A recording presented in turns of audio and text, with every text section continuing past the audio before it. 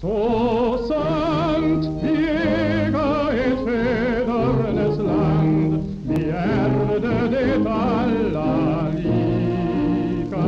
med samma rätt och med samma band, för både arma och rika, och därför vill jag vi rösta fritt, som förr bland sköldar och bågar, men icke vägas i köpmäns mitt, likt penningepåsar på vågar.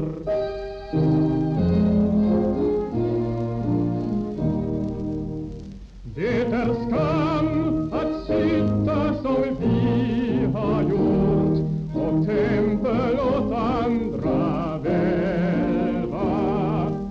men kasta stenar på egen port och tala ont om oss själva. Vi folk och vi